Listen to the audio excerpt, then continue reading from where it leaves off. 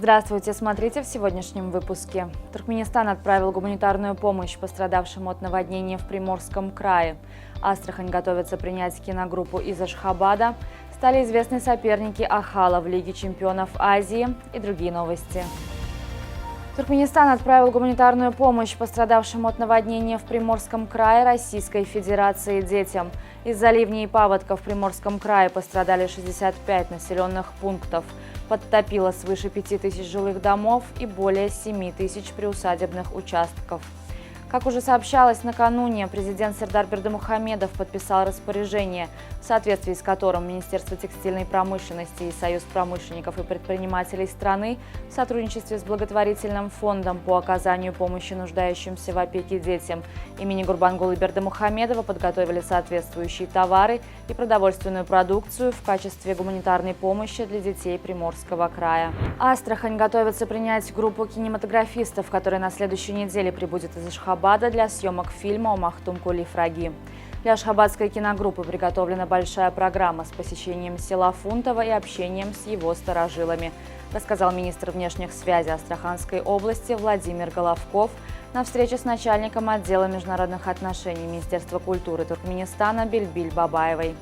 Также будут организованы съемки в Астраханском государственном университете имени Татищева и на ряде других объектов. С 26 августа автобусный маршрут номер 68, курсирующий между Багиром и Восточным базаром Алтын-Асыр, будет изменен.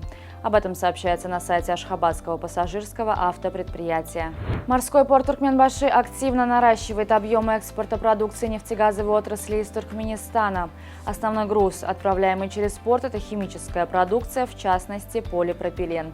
Его транспортируют на специальном терминале вдоль побережья Каспийского моря. Ключевыми импортерами химической продукции являются Турция и Россия. Инфраструктура порта включает паромные, пассажирские и контейнерные терминалы, а также судостроительные и ремонтные мощности.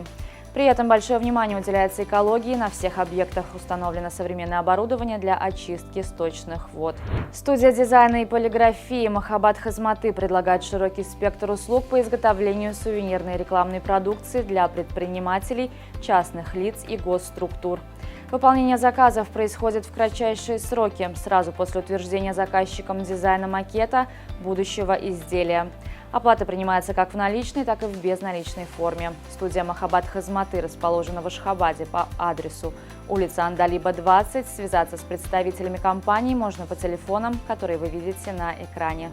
Ашхабадская городская телефонная сеть предоставляет услугу сообщения телефонных номеров справочной службы 09 для предприятий и компаний различных форм собственности, а также организаций и индивидуальных предпринимателей.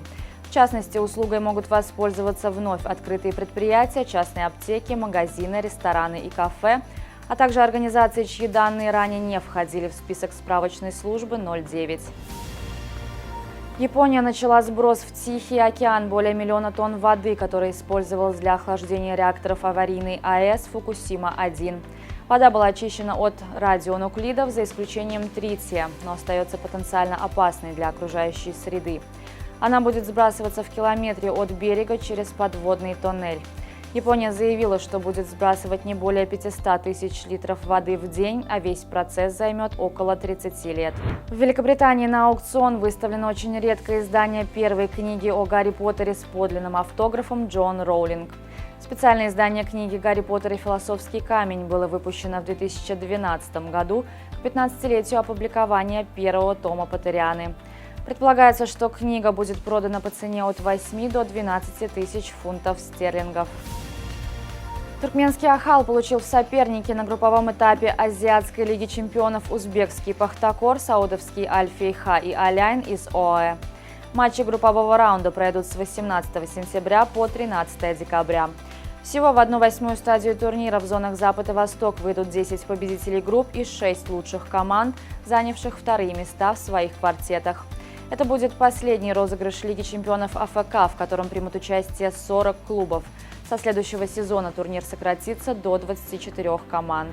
Давлетжан Якшемурадов начал подготовку к своему следующему бою, который должен состояться в ближайшее время в промоушене Bellator MMA.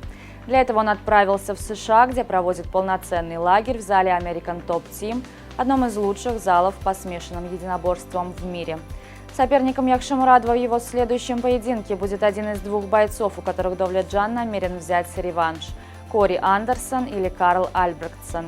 Кого бы из этих двоих не выбрал Якшемурадов в качестве своего соперника, он обещает показать яркий и зрелищный бой, который порадует всех его поклонников. Он также надеется на поддержку своих соотечественников, которые следят за его карьерой и желают ему успеха. Нападающий леверкузенского Байера Сердар Азмун получил еще один вариант продолжения карьеры. В борьбу за подписание Азмуна вступила итальянская Рома, которая составит конкуренцию Милану, ранее сделавшему предложение по трансферу иранского форварда туркменского происхождения. Отмечается, переговоры между Ромой и Байером находятся на финальной стадии, и скоро ожидается официальное объявление о сделке. 28-летний Азмун связан контрактом с Байером до июня 2027 года. В нынешнем сезоне форвард еще не играл из-за полученной во время предсезонных сборов травмы.